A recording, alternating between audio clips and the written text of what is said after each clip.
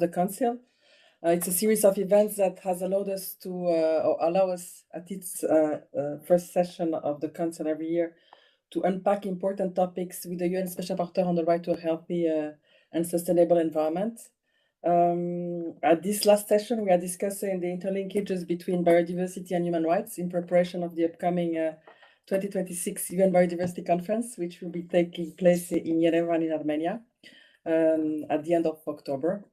In Geneva, the parties to the Convention on Biological Diversity will undertake the first global review of the collective progress in the implementation of the coming Montreal Global Biodiversity Framework. And the global review is expected to drive enhanced implementation efforts. And so this event will take stock of the outcomes of the previous conference of the parties, assess progress achieved during the intersessional period, and look ahead to the human rights challenges and priorities for the upcoming COP, including those related, of course, to the biodiversity framework. So without other further ado, because we have many speakers at this session, I will turn to the Special Rapporteur, Madame Special Rapporteur Astrid Puentes, for some introductory remarks and opening statement before we move on with the agenda. You have the floor. Thank you very much, Diana, and thank you very much all colleagues from the GEN and the Human Rights and Biodiversity group for putting together this event also in short time. But I think that it's very important to advance and be able to address this huge opportunity. This year we both have, of course, the COP17, but it's also a year of 3 COPs. And I think that it will be important, well, the 3 environmental COPs, climate and desertification.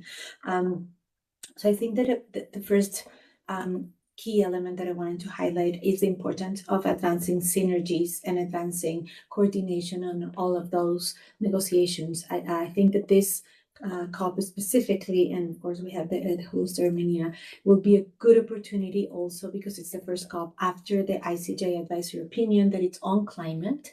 But the International Court of Justice was very clear to identify that climate is not only both climate has climate impacts in terms of the technical perspective or emissions, but it also has huge human rights impacts, and the link to biodiversity was huge, both in terms of the impact, but in terms of solutions.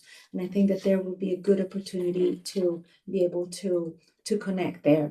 Of course, and we were talking before, the participation of people will be key, and the opportunity to be able to identify what are the opportunities they're missing also, or the opportunities that also states can implement in terms of decisions from Geneva. Of course, there's many resolutions, and I wanted to highlight one on the ocean and human rights last year.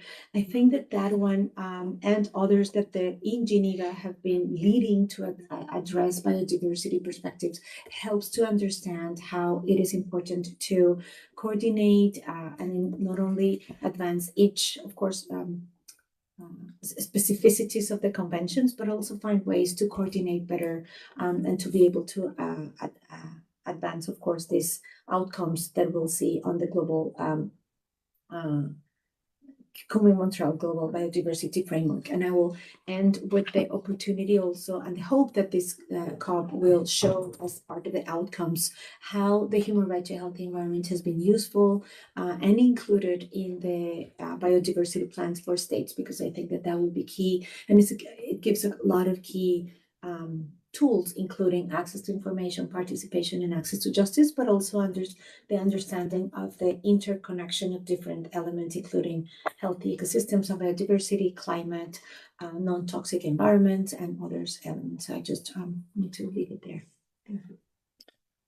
Thank you very much, Madame Rapporteur. Now, moving on with the agenda, we will now hear from the host of the upcoming conference, its perspectives in relation to human rights. So we are joined by Her Excellency Ambassador Tolmekjan, who is the permanent representative of Armenia here to the UN in Geneva. And I just wanted to highlight that my neighbor here, Yves Lador, the representative of Earth Justice in Geneva, will be then moderating this event. Excellency, you have the floor. Thank you very much, dear Diana, distinguished Special Rapporteur, Madame Astrid Puentes Rayano, dear colleagues, ladies and gentlemen. I thank the organizers for convening this important discussion and for the opportunity to share Armenia's perspective as we prepare to host, as we have mentioned, the UN Biodiversity Conference, COP17, later this year. Armenia's vision for COP17 is clear. We are committed to delivering an inclusive, participatory, and action-oriented conference. From the outset, we have sought to ensure that COP17 brings together not only parties to the convention, but also indigenous peoples and local communities, women and youth, academia, environmental human rights defenders, and civil society. We firmly believe that only through genuine multi-stakeholder engagement can we advance the transformative action needed to help and reserve biodiversity loss. Throughout the preparatory process, we are promoting rights-based and gender-responsive implementation of the Memorial Global Biodiversity Framework. We are working to ensure structured roles for youth, women, and local communities, and our high-level events on the emergence of global conferences consistently include non-governmental stakeholders. During COP17 itself, we will pay particular attention to ensuring that observers have meaningful space within the official agenda to contribute their views and insights. The motto of the Armenian presidency, taking action for nature, reflects our conviction that safeguarding the environment requires shared responsibility and collective effort. It is a call to unite in preserving the ecosystems we all depend on and in protecting nature for future generations. And human rights-based approach is embedded in the Global Biodiversity Framework, which recognizes that its implementation must promote, protect, respect, and fulfill human rights. The rights of indigenous peoples and local communities remain a central area of convergence between biodiversity and human rights. One of the Convention's most significant achievements has been the establishment of the subsidiary body on Article 8J, which institutionalized the meaningful participation of indigenous peoples and local communities in conservation efforts. We appreciate the leadership of the Colombian presidency, and in this regard, Armenia stands ready to build on this momentum. As we reflect on the intersection of human rights and biodiversity, I would like to acknowledge the valuable contributions of human rights bodies and mechanisms. While mandates differ, the effective implementation of the Global Biodiversity Framework is deeply intertwined with both individual and collective rights. Fundamental rights, including the rights to life, to health, to food, to water, and to clean, healthy, and sustainable environment, depend on the sound stewardship of biodiversity. Special procedures and treaty bodies have provided important analysis on these linkages, including on the rights of specific groups such as indigenous women. I would also like to highlight the work of OHCHR, including the joint CBD-OHCHR briefing note on applying a human rights-based approach in line with Section C of the framework and the recent global analytical study on integrating human rights into its goal and targets. These resources offer essential guidance for parties as we move toward implementation. Let me also emphasize the centrality of gender equality. There is growing recognition that gender-responsive implementation of the framework is indispensable for addressing biodiversity loss and for achieving progress across all targets, especially targets 22 and 23.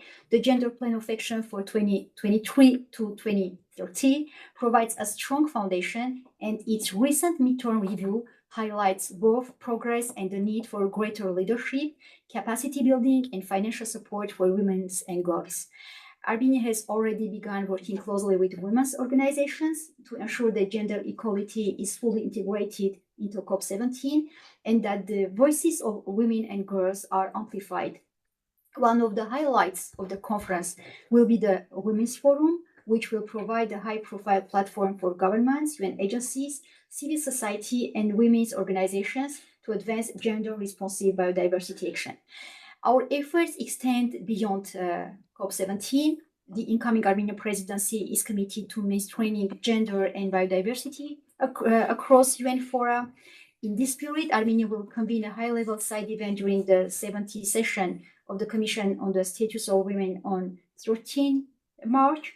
This event will explore how gender equality and the empowerment of women and girls can be integrated into sustainable development pathways that link biodiversity conservation with livelihoods, food security, health, and resilience. So, dear friends, dear colleagues, as we look toward COP17, Armenia's ambition is to deliver a conference that is inclusive, participatory, and firmly grounded in human rights. We count on your partnership to ensure that the implementation of the upcoming Montreal Global Biodiversity Framework is equitable, effective, and transformative. Together, let us take action for nature and for the rights and dignity of all people who depend on it. Thank you. Thank you very much, Excellency, for this beautiful presentation. You've really covered all of the themes we're looking to go through during this discussion. So this is really a great introduction, and we will all look forward to to attend this COP of the Convention on Biodiversity. So let's start immediately with what you have mentioned, which is the note which has been prepared by the Office of the High Commissioner on the issue of biodiversity. I know I'm not translating the title very well, so I'm very happy to give the floor right now to Mr. Benjamin Schachter, who is the leader of the Climate Change and Environment Unit at the Office of the High Commissioner, and whose team has prepared precisely this document, this note, which is the document that is being discussed at this session of the Human Rights Council. So Ben, thank you for being with us. Thank you for what you and your team have prepared for the council, because it's a very interesting document, and we're looking forward to have more explanations and details about it. The floor is yours. Great. Thank you very much, Excellency, friends, colleagues. And I'm also very happy to be joined here today by representatives of the core group of the Human Rights Council resolution on biodiversity, Resolution 57/28 from Colombia and Costa Rica. And I know you'll hear from them shortly as well. The report that Yves referenced is a report that is mandated by the Human Rights Council in that resolution, a study on the implementation of a human rights-based approach into the goals and targets of the Kunming Montreal Global Biodiversity Framework. And it is, in fact, the first report of the High Commissioner on the subject of human rights and biodiversity. And will be presented to the council last I saw on 11th March, so tomorrow, but I haven't kept up 100% with the timing, and sometimes those things shift. But yeah, so very happy to say a few words about that report, and I think the starting point should really be, a human rights-based approach to biodiversity action, and why we're talking about that, and what it is. And that could be a very long presentation, but I'll try to keep it very short. Look, first of all, the enjoyment of human rights, and a wide range of them, depends on biodiversity. The degradation and loss of biodiversity, therefore, has negative impacts on the ability of persons and groups to fully enjoy their human rights. Biodiversity and healthy ecosystems are essential elements of the human right to a clean, healthy, and sustainable environment. And we heard earlier from the special rapporteur on the right to a healthy environment more about that. Respecting, protecting, and fulfilling human rights in the context of biodiversity-related action is therefore an obligation under international human rights law. And it's also a crucial approach to achieving the best outcomes for people and biodiversity. Human rights should be viewed as complementary to and necessary for environmental protection, as they offer the most effective, efficient, and equitable path forward to safeguarding the planet. And so we'd say, in the context of conservation and sustainable use of biodiversity, that a human rights-based approach entails ensuring that biodiversity plans, policies, laws, and processes must seek the respect, protection, and fulfillment of human rights as a core objective, recognizing that the well-being of people is inherently linked to biodiversity, and that by anchoring biodiversity-related plans, policies, laws, and processes in human rights, the action taken for the benefit of the planet will also benefit people, thereby contributing to true harmony with nature, which is one of the objectives of the Kunming Montreal Global Biodiversity Framework itself. This study explores a human rights-based approach, already touched upon that, specifically analyzes states' human rights obligations to protect biodiversity and to respect, protect, and fulfill human rights when adopting conservation measures. So I think it's important to note that, you know, we all have the right to a healthy environment, and protecting the environment is a necessity and an obligation. But it's also important that the measures we take to protect the environment respect, protect, and fulfill human rights. And we explore that and the disproportionate impacts of both environmental harm and sometimes the actions that are taken to protect the environment on the rights of Indigenous peoples, peasants, local communities, people of African descent, women, children, youth, older persons, and persons with disabilities. Another very important point that I want to make is also that the human rights framework entails responsibilities and duties for businesses. So the right to a clean, healthy environment and the responsibilities of businesses is an important part of the report as well. And finally, looking at promising practices for a human rights-based approach to biodiversity action. In preparing this report, we consulted with a wide range of states and stakeholders. The contributions which we received in response to a questionnaire are available on the website, and that full body of information, of course, is impossible to capture in a 7,500 or so word report. So I'd also really encourage further consideration of the inputs received. I want to say a few words then also about the human rights aspects of Section C and of the Montreal Global Biodiversity Framework and the targets, and a little bit too about how these things fit into ongoing negotiations on biodiversity. So Section C of the Global Biodiversity Framework, and this, you know, information and more is available in the report, calls for a human rights-based approach, respecting, protecting, fulfilling, and promoting human rights.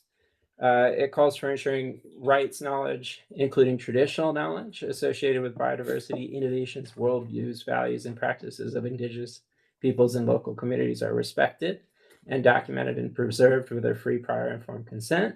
It affirms the UN Declaration on the Rights of Indigenous Peoples, acknowledges the right to a clean, healthy, and sustainable environment, recognizes the right to development, highlights that the successful implementation of the framework will depend on ensuring gender equality and empowerment of women and girls. And it says that the framework is to be understood, acted upon, implemented, reported, and evaluated consistent with the above considerations. So in fact, the human rights-based approach and all these elements of it I just articulated apply across the entire framework. You then look at specific targets, and the report does this, you know, as well. And many of them explicitly reference human rights, including the rights of Indigenous peoples and gender equality. But all of them are very relevant to human rights, regardless of whether or not that explicit reference is there. And Section C makes it clear that human rights and a human rights-based approach are part of how this entire framework, including all the targets, should be understood and implemented. On the resolution itself, in addition to calling for this very important report, it also requests regional technical assistance and support from OHCHR to states that may request such support with respect to human rights-based biodiversity action. And it encourages OHCHR to collaborate and work with the Secretariat of the Convention on Biological Diversity. And I just want to highlight that with respect to that collaboration at the biodiversity negotiations, which took place in Panama towards the end of last year, we launched with the Secretariat of the Convention on Biological Diversity a new tool on applying a human rights-based approach in line with Section C of the Montreal Biodiversity Framework. We're developing similar tools on the targets of the KMGBF. We've started with targets 3 and 22, dealing with conservation, 30 by 30, target 3, and target 22 dealing with participation, access to information, and access to justice, and protection of environmental and human rights defenders in the context of biodiversity action. And that we're also continuing to engage with the negotiations themselves. So very pleased to be in regular contact with the current presidency and the incoming presidency in thinking about how we can work together to integrate human rights in outcomes and really make a difference for people on the planet. And the one thing I'll maybe highlight, several weeks ago in Rome, there was a meeting of the subsidiary body on implementation. A number of texts were discussed there. I think one that, we heard a bit already on the Gender Plan of Action. There's ongoing discussion around resource mobilization and the financial mechanism. There are entry points for, and in many cases, bracketed text in potential COP17 decisions related to human rights. In some cases, a general reference to Section C has replaced more specific references to human rights. So I think that's something we've got our eye on, and hope that we can have both, frankly, because it is important to articulate and maintain those specific references. And then the last item I wanted to highlight is that agenda item 7 at the subsidiary body on implementation meetings in Rome deals with cooperation. And within that discussion of the text there were references both to the HRC mandated study and to the tool that OHCHR developed with the Secretariat of the Convention on Biological Diversity. And they are bracketed right now, but we'd love to see, and I think particularly in the case of both of those pieces, where they were mandated and they relate to both the existing decisions of the COP and Human Rights Council resolutions on biodiversity, a continuation of the signaling that affirms the political importance and the legal importance and the coherent approach between these two spheres. And it is actually quite unusual to have the sort of confluence of a CBD COP16 decision and a Human Rights Council resolution pointing in the same direction, requesting this collaboration and joint work between two different UN organizations, and then the work is actually being delivered. And I think it's really important to continue that work and continue acknowledging it. So thank you very much. Thank you very much, Ben, for this very comprehensive presentation. And indeed, I think you really underlined how interesting is this report in the sense that it is going more in depth into the articulation of how these two process, what's happening at the Human Rights Council and what's happening in the CBD, can really start to work together. And you were underlining also just now the political process.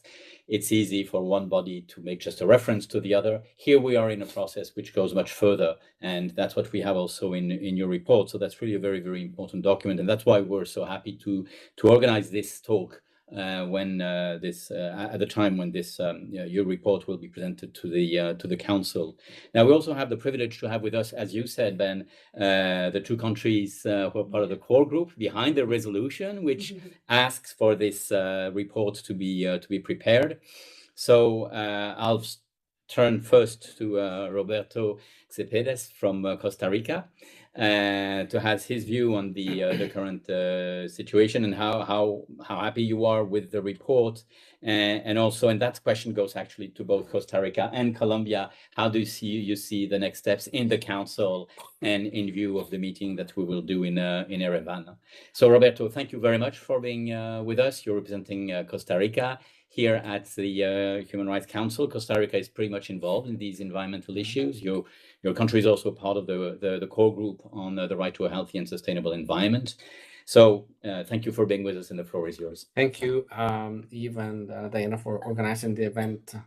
And thank you also to Astrid and Ambassador Tolmajen for the words, and Ben for highlighting a few of the points of the report. Indeed, when we first, together with Colombia, decided to launch this initiative, I guess one of the main objectives was to, and I've said this a lot, get the message out there that human rights is an all-encompassing body of tools and of law also that has to do with the environment, not only with climate change, but it touches upon all aspects of our lives, actually. So human rights and the environment is much broader than climate change, which is something that we've always strongly fought for. And I know that your section is called Climate Change and Environment, like it was perhaps two different things, but in the end, it's one thing with many legs. We talk often about the triple planetary crisis. Still, I mean, we're not saying that climate change is not important. We've always advocated for more human rights there, but the need for human rights and biodiversity to link each other was something that we felt it was necessary, and it was one of the reasons behind the initiative.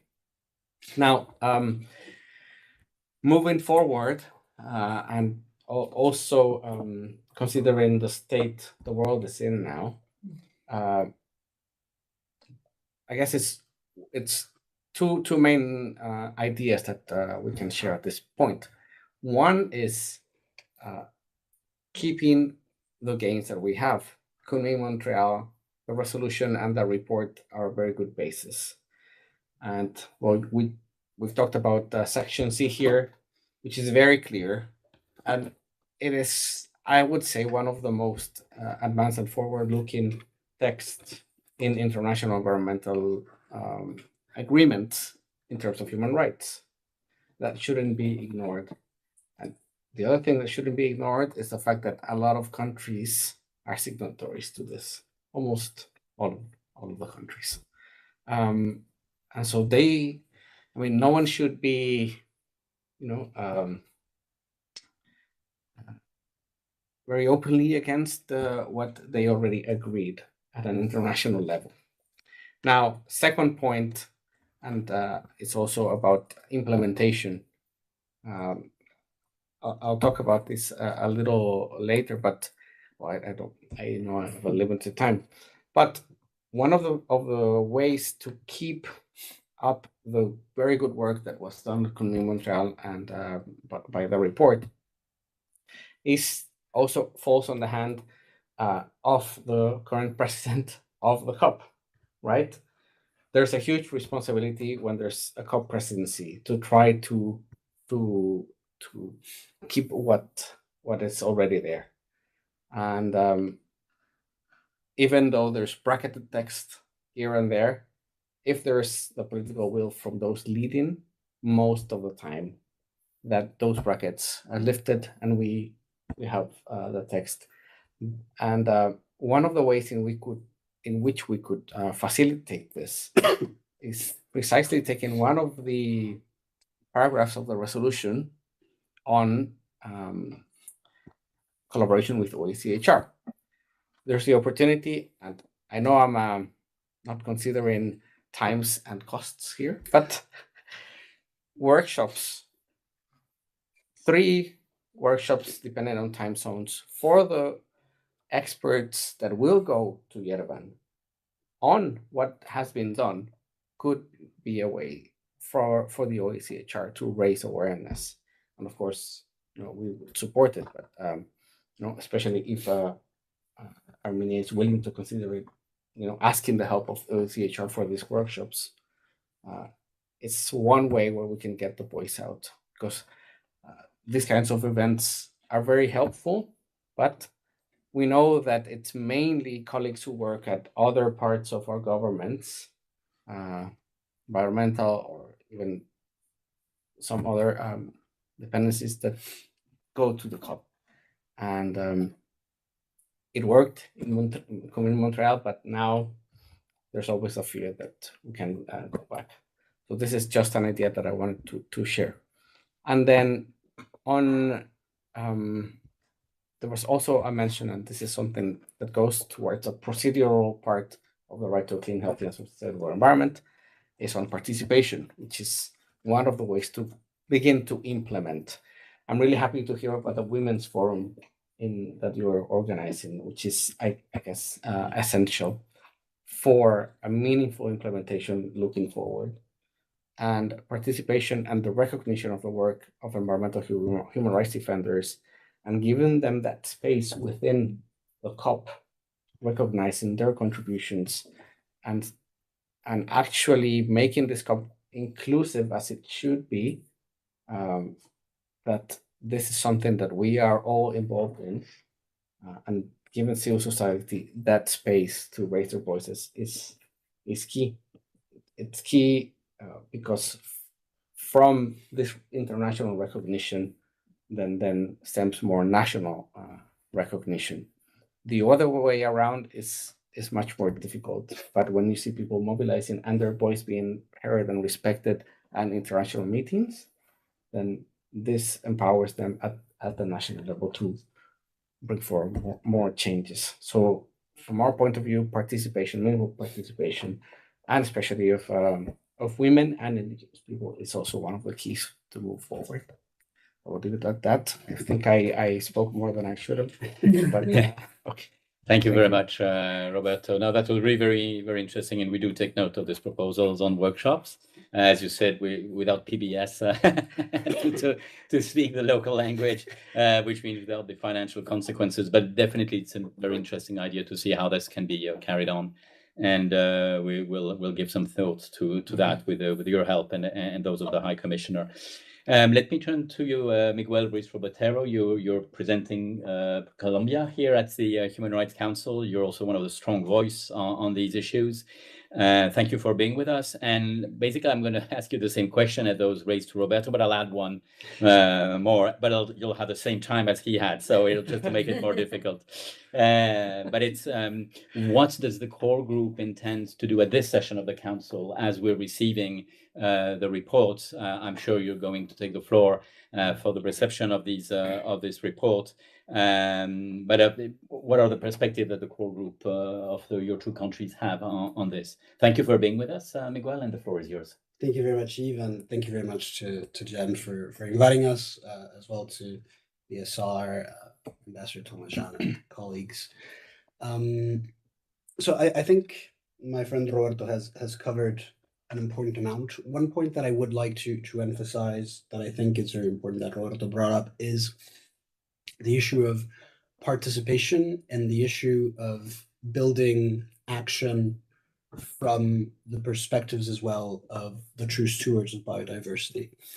I think one of the most important facts to acknowledge in the field of biodiversity is that those who are conserving biodiversity, the stewards of biodiversity, are generally some of the most vulnerable communities and some of the most vulnerable countries in the world. And yet, generally, biodiversity action is dictated from above and not necessarily built from those communities. And in that sense, there is a disconnect that is important to begin to untangle. And so we very much thank Armenia for taking this initiative to try to get stakeholders involved and to try to find some balance between a top-down approach and bottom-up approach. As for the motivations, I think my friend from Costa Rica expanded on them quite eloquently. I would just simply add that from our perspective, we very much wanted to not only make the point that environment is not exclusively climate change, but also that it is impossible to discuss international human rights law without discussing what we need to do when it comes to environmental action. Because from Colombia's perspective, at least, it is not possible to fulfill human rights obligations without fulfilling at the same time international environmental law obligations. And that very much also applies to the interaction between environmental conventions. So it's very difficult to fully implement the obligations of CBD without also responsibly implementing the obligations of the climate regime, without implementing the obligations of chemicals and waste convention. So, for example, just a simple example in my region, the Amazonian region, one of the largest threats to biodiversity does not necessarily come from the traditional drivers of biodiversity loss, but from specific activities with chemicals, particularly coming from illegal gold mining with mercury amalgamation. And it's very difficult to actually tackle those problems exclusively from the perspective of the Convention on Biological Diversity. It requires a holistic approach, and that's very much what we were trying to push forward. Another point that was very important for us was the idea that silos cannot be an excuse for inaction. And so it's happened to us not only in biodiversity and climate change, but also in other fields, for example, in the field of drug policy and other completely unrelated issues, that we want to talk about biodiversity in the governing bodies and the fora where those things are discussed. And the message I would get as well, you should take that to the Human Rights Council. And when we come to the Human Rights Council, we want to talk about human rights in biodiversity and climate change and drug policy and other issues, and say, well, you should go to the governing bodies of those issues. And so we very much we've run out of patience to play that game. In all fields, but particularly in the field of environment, we very much wanted to get the Human Rights Council and the human rights institutions establishing a clear, sustained dialogue with environmental conventions and their secretariats, so that action can be coordinated and that synergies are effective. And we very much are seeing that, and we think that is a very large contribution that the Office of the High Commissioner is putting forward. And we very much are happy to see that the CBD Secretariat is also committing to this approach of working together with the OCHR to push these things forward. As relates to the future, so we very much will welcome, of course, the analytical study that will be presented. We've put out a proposed joint statement that we're trying to get some support for. And we are very much looking forward to building upon what was put down in Resolution 5728. The perspective that we had at that point was we need to lay a foundation for further work, and we think we did that quite well. The analytical study has provided us with a lot of tools to carry forward the notion of a human rights-based approach to biodiversity action, both here and in biodiversity fora.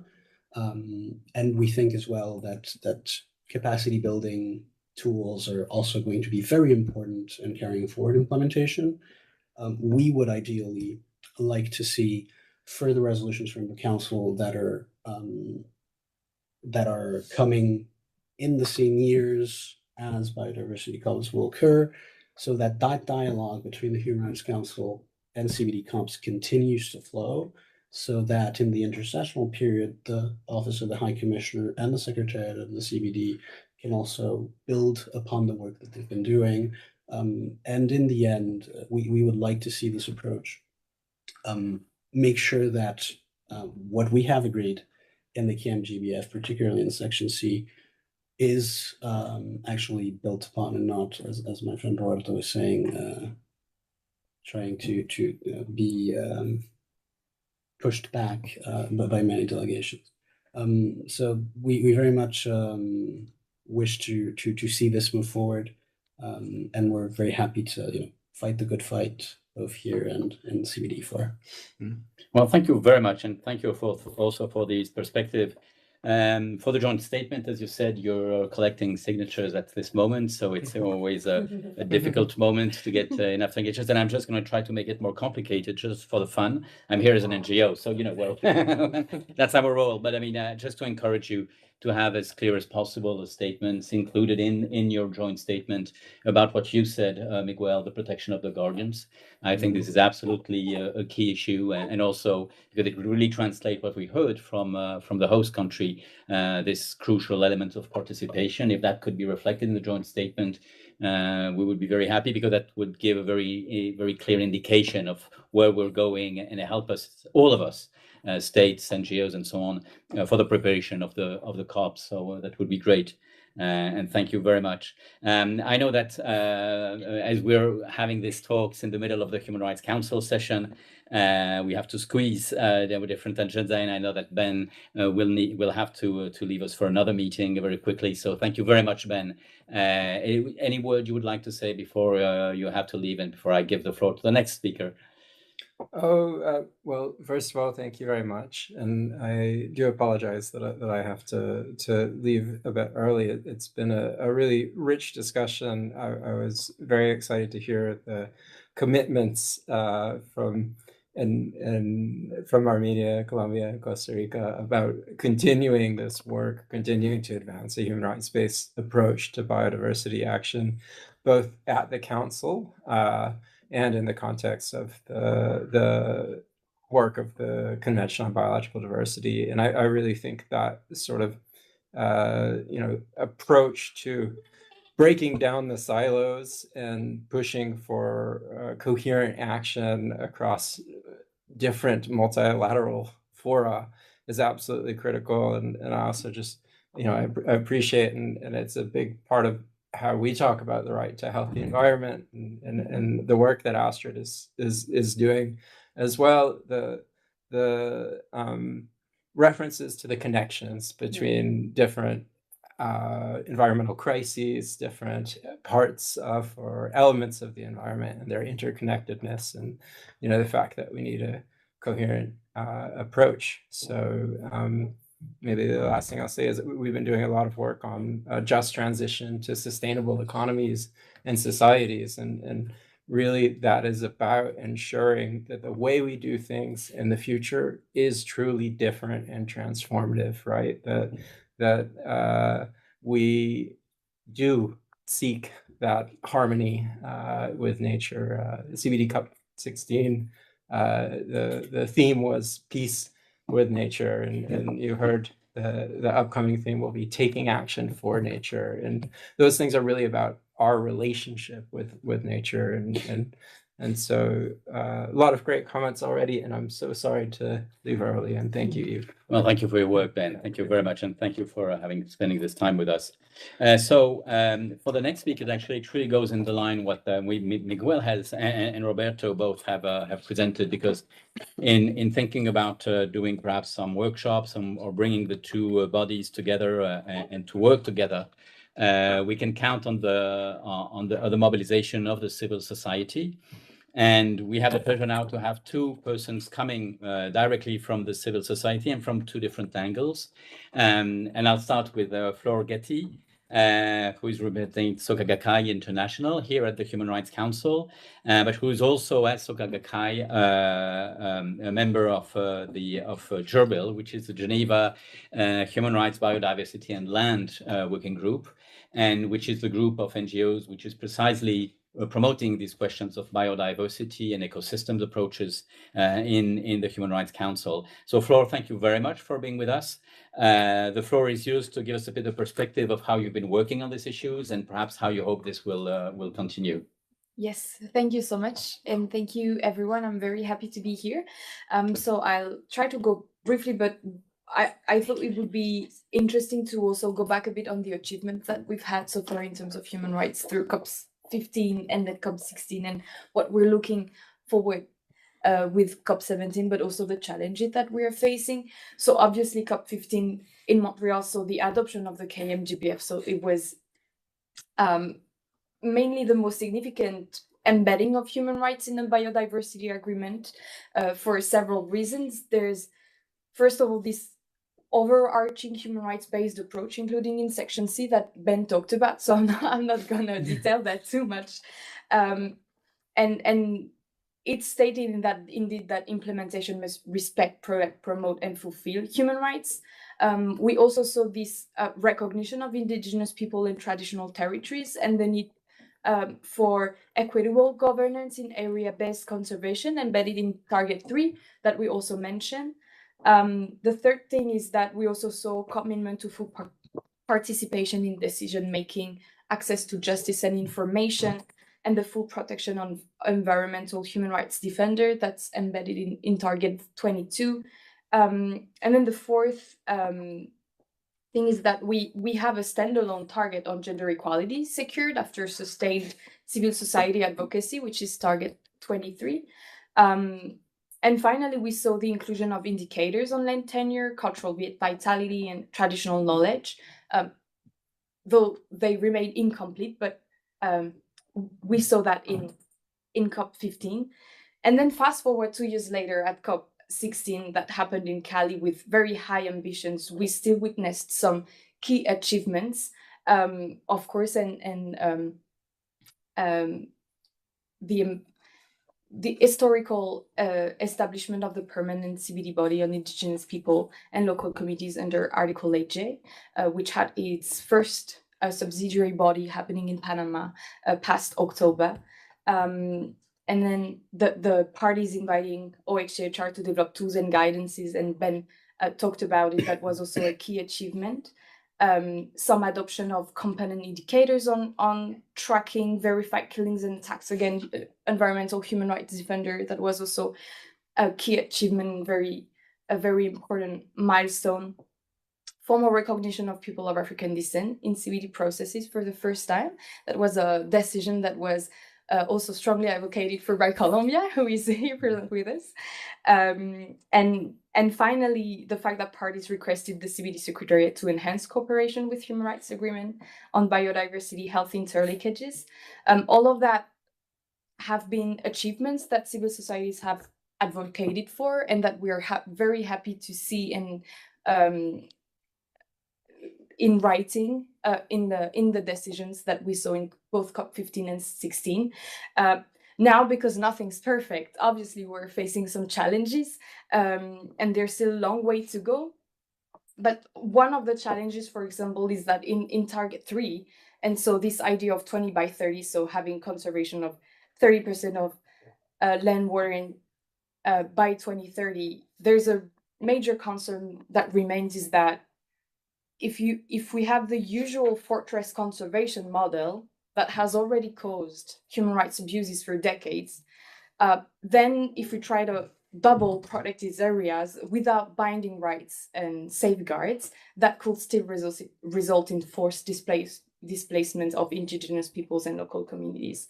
So we have right language that was secured, but it remains aspirational rather than enforceable. So we really seek to deepen that further and really make sure that it's not just words, but that we are really also changing some conservation model to make sure that the rights of people are respected first and foremost.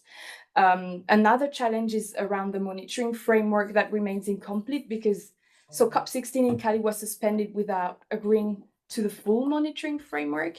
And so we have many human rights indicators that were adopted only partially or without agreed methodologies. And so this results in delaying accountability.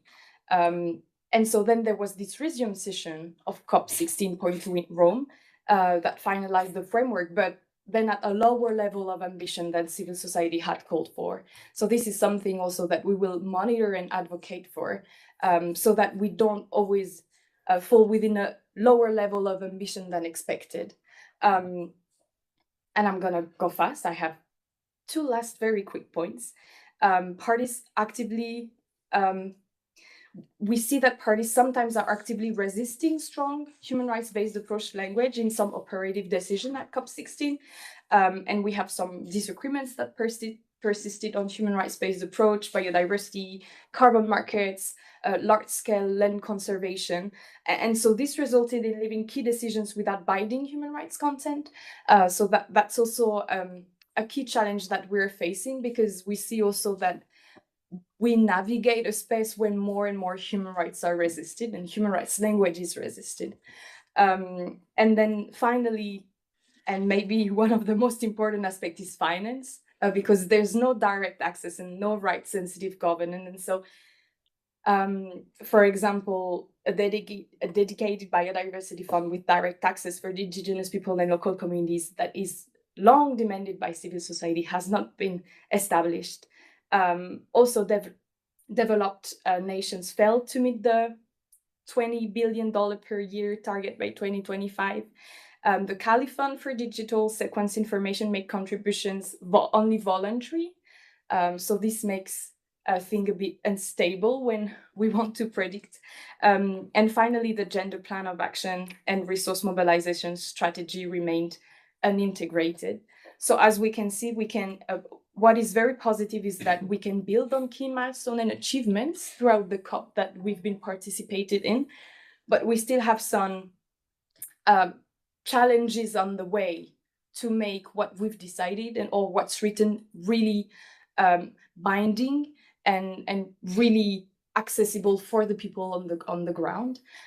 So we're looking forward to COP17 with hope, but also with a lot of expectation as to how we can really continue to have ambitions in the decision, but make sure that those ambitions can bring with them accountability and enforcement, so that we really have human rights respected at every level.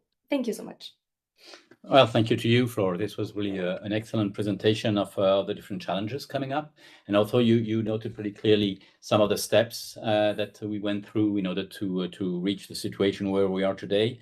For those who are a bit discovering the issue of human rights and biodiversity, just to say that it might sound a bit complicated, but actually it's precisely because when you bring two legal fields which have not been defined the same way, you need to do the bridging, and that goes through very specific issues that can be linked. And so that's why you need this kind of detailed work. But that's exactly the process that the different COPs went through. And it's quite interesting to see these different progress because they're much more substantial. It's easy to have a general nice wording saying, oh, we should put the two things together. Okay, once you've said that, how do you do it? Well, that's exactly what the COP are in right now. So we see these very, very first steps, and you also outlined very well what are the challenges which are coming. So that laid the ground for our next speaker, Ashana Puri-Hertz from Sweet Bio. Thank you very much for being with us from the north of Europe. We're really very happy to have you with us because you're not only just working with Sweet Bio, but Sweet Bio itself is one of the important members of the working group on human rights and biodiversity. And this working group is a very, very important coalition in the process that has just been described. One of the main carriers of the proposals of the civil society, bringing this together with also the constituency of the indigenous peoples, the Women's Caucus, and so on. But it shows how important this mobilization can be in order to achieve these type of results. How do you see the challenges which are coming up? And perhaps also if you wanted to comment on what you've just heard. The floor is yours for the 5 last minutes that we have in front of us for our presentation. Yes, thank you so much, Yves. Yeah, greetings to the excellencies here, colleagues and friends. Also, I'm very happy to be part of this panel. I actually prepared my intervention today, but also actually very happy at the end that most of them have been actually included in the different parts of the interventions previously to mine. So yeah, I'm working with Sweat Bio, and since before the COP15, the CBD COP15, SwedBio has been working to integrate more explicit inclusion of human rights, SwedBio has been coordinating the Human Rights and Biodiversity Working Group, and then we've been together working to integrate more explicit inclusion of human rights perspective into the post-2020 Global Biodiversity Framework, which subsequently called the Kunming-Montreal Global Biodiversity Framework. And so actually here, I would like to mention, and I found it really interesting, I think someone commented on Ben's unit, this climate change and environment, as if it's two different things. So as we stand between the outcomes of the CBD COP16 and the road ahead towards the COP17, and at the backdrops also of the ongoing efforts to enhance policy coherence, and in the year of 3 COPs this year. So I will actually talk a little bit more around the synergies across the 3 Rio conventions, especially the biodiversity and climate, and then like why the grounded operational human rights-based approach is essential. And the reasons why I'm actually talking about this is because, one, the consensus among science, policy, and practice on the ground is clear that the impacts of biodiversity loss, climate change, land degradation, they are mutually reinforcing, and their impacts are exacerbating inequality. And therefore, they cannot be solved in isolations. And that is why also taking a human rights lens would provide us with a grounding perspective to examine this interconnected crisis in a holistic manner. And then so what I would also like to emphasize here is actually moving forward, and this is coming from the COP16, that under the agenda item of biodiversity and climate change, that there's a calling for enhanced policy coherence, and then more specifically, it's actually calling for collaborations on the organizations of technical information exchange to further explore options to enhance cooperation and policy coherence to support the implementations of the CBD and its KMGBF, and also the UNFCCC and the Paris Agreement, but I mean, of course, with the UNCCD as well. One technical information exchange actually happened at the margins of the UNFCCC subsidiary bodies meetings in Bonn in 2025, which built upon the collected views and information submitted by parties and observers that created or generated 8 headline options, or some parties would also call it as building blocks. So moving forward to the Substa 27 and its recommendations, it was also discussed during the contact groups and so on, that it invites executive secretaries of other Rio conventions to collaborate in further technical information exchange as a follow-up to what happened in Bonn in 2025, and subsequently develop a multi-level roadmap with short, medium, and long-term actions. So the multi-level roadmap of actions, short, medium, and long-term short, medium, and long-term. So this means actually across different scales from local, national, regional, and global, but also actions. How do we do that? What does that really mean, right, in actions? And so during the CBD subsidiary bodies on implementation, the 6th meeting in Rome, there was a briefing to prepare these technical information exchanges that will have to take place this year. And there will be three sessions. My understanding, there will be 2 online sessions and 1 in-person sessions, and we will discuss in details, and together we'll develop this multi-level roadmap, which will be reported during the COP17. So some of the messages that we would like to bring also for those who will be engaging in these discussions and the technical information exchanges is looking at the first building block or headline options is the alignment of national strategies. How do we align national biodiversity strategies and action plan, nationally determined contributions, national adaptation plans, and land degradation neutrality targets? So the 3 Rio conventions reference human rights, be it in the preamble or also across their decisions. Alignment could lead for more efficient use of resources, strengthen cross-sectoral governance, better monitoring and reporting, improved delivery, but it should also come along with better safeguards for the environment and society, including safeguarding human rights, and as well as the indigenous knowledge and governance. So aligning climate, land, and biodiversity action should ensure co-benefits and that actions are positive for nature and for human rights. The headline option number 2 is on nature-based solutions and ecosystem-based approaches. So what we would like to see is that how do we prioritize ecosystem-based approaches and or nature-based solutions that are governed with the leadership of people on the ground, indigenous peoples, local communities, women, youth, and that they must be implemented in a manner that is rights-based, participatory, and socially just, and that the central role of indigenous peoples, local communities in all phases from design, governance, benefit sharing must be underscored. FPIC, free, prior, and informed consent must be upheld. Traditional knowledge systems must be protected, and secure customary land tenure should be a key operational principles. And the third headline option, or the third building blocks, would be around monitoring, reporting, and review. We're talking, I think, Fleur mentioned the rights-based indicators. So one of the things that we think is that from the working group is that these rights-based indicators should not just be on the paper, but they need to be reflected fully in the reporting. Like, for example, now in the CBD, the 7th national reporting, so that we could see how it has been implemented. It would give us a full overview on where we are at the moment to help us also to do course correction and define and improve the next steps. And this include also the full participations of rights holders, the inclusion of their knowledge systems, because their participation would be really full when their knowledge system is also like recognized in an equal manner, and that they are complementary like as other knowledge systems.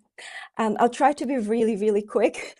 Yeah, thank you. And then, yes, the next one would be on knowledge management and capacity building. We heard about the tools that are already there, but also there is importance in building institutional and human capacity to apply this knowledge. We're talking about human rights and biodiversity, synergistic biodiversity and climate action. What does that mean? For example, dialogue was mentioned, but we have also ran a 2 years long series of dialogue on human rights-based approach to synergistic biodiversity and climate actions. Resource mobilization, I think the message from Fleur is really clear that the finance architecture needs to be inclusive, equitable, accessible, rights-based with a strong safeguards. And then the last two is on indigenous peoples and local communities, as well as the whole of society approach, because policy coherence could not be achieved only through technical alignment alone, equity, intergenerational responsibility. They are indispensable for effective and inclusive environmental governance, or biodiversity governance in this case. So just very last thing from my side, a human rights base is not nice to have, right? It's the only path to effective, just and sustainable action. As we move towards COP17, let's take action for nature, but let's take it in an equitable way. That's from our side. Thank you so much.